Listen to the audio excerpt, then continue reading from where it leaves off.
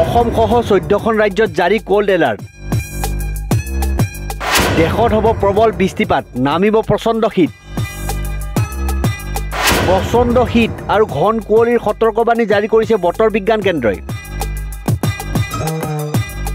দেশৰ 14খন ৰাজ্যত প্ৰবল বৃষ্টিপাতৰ লগতে প্ৰচণ্ড শীত আৰু ঘন কুঁৱলীৰ সতৰ্কবাণী ভাৰতীয় বতৰ বিজ্ঞান কেন্দ্ৰই জাৰি কৰিলে এই সতৰ্কবাণী বতৰ বিজ্ঞান কেন্দ্ৰৰ তথ্য অনুসৰি অহা 12 ডিচেম্বৰলৈকে মেঘালয় নাগালেণ্ড মণিপুৰ অসম মিজোৰাম আৰু ত্ৰিপুৰাৰ প্ৰায়বোৰ অঞ্চলত সন্ধিয়া আৰু পুৱাৰ ভাগত ঘন কুঁৱলী পৰিব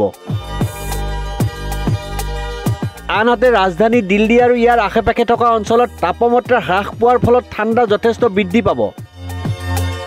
বিগত 24 ঘণ্টাত দিল্লীৰ সৰ্বনিম্ন তাপমাত্ৰা সামান্য বৃদ্ধি পোৱাৰ বিপৰীতে সৰ্বোচ্চ তাপমাত্ৰা 2 ডিগ্ৰী চেলছিয়াছ হ্ৰাস পাইছে বতৰ বিজ্ঞান বিভাগে আগজাননী দিয়া অনুসৰি এই সপ্তাহৰ শেষৰ ফালে দিল্লীত শীতৰ প্ৰকোপ অধিক বৃদ্ধি পাব বহুকেইখন ৰাজ্যত শীতৰ ঢৌৰ সতৰ্কবাণী জাৰি কৰিছে বতৰ বিজ্ঞান কেন্দ্ৰই বতৰ বিজ্ঞান বিভাগৰ তথ্য অনুসৰি পাঞ্জাব হাৰিয়ানা চণ্ডীগড় আৰু পশ্চিম উত্তৰ প্ৰদেশত 11 ডিচেম্বৰৰ পৰা অবিৰতভাৱে শীতল ঢৌৰ প্ৰৱাহৰ সম্ভাৱনা আছে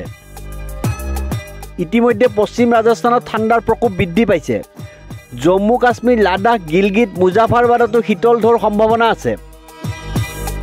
পূব ৰাজস্থানত 13 ডিচেম্বৰলৈকে আৰু উত্তৰাখণ্ডত 10 ডিচেম্বৰলৈকে শীতল ঢৌৰ প্ৰভাৱ থাকিব এই সপ্তাহত পাঞ্জাব হাৰিয়ানা হিমাচল প্ৰদেশ চণ্ডীগড় মধ্যপ্ৰদেশ আৰু পশ্চিম ৰাজস্থানত শীতল ঢৌৰ সম্ভাৱনা আছে বহুকেইখন ৰাজ্যত পৰিব ঘন কুঁৱলী বতৰ বিজ্ঞান বিভাগৰ তথ্য অনুসৰি অহা 24 ঘণ্টাত পশ্চিমবংগ ঝাৰখণ্ড ছিকিম বিহাৰ পূব উত্তৰ প্ৰদেশ হিমাচল প্ৰদেশ অসম মেঘালয় নাগালেণ্ড মণিপুৰ মিজোৰাম আৰু ত্ৰিপুৰাত পৰিব ঘন কুঁৱলী 13 ডিচেম্বৰলৈকে তামিলনাডু পুডুচেৰীকে ধৰি দক্ষিণ ভাৰতৰ বিভিন্ন অঞ্চলত ধাৰাসাৰ বৰষুণ হ'ব বুলি বতৰ বিজ্ঞান কেন্দ্ৰই ভৱিষ্যতবাণী কৰিছে ইয়াৰ উপৰিও 11 পৰা 13 ডিচেম্বৰলৈ উপকূলীয় অন্ধ্ৰপ্ৰদেশ ইয়ানাম আৰু ৰালাসীমাৰ বিভিন্ন অঞ্চলত ধাৰাসাৰ বৰষুণৰ সম্ভাৱনা আছে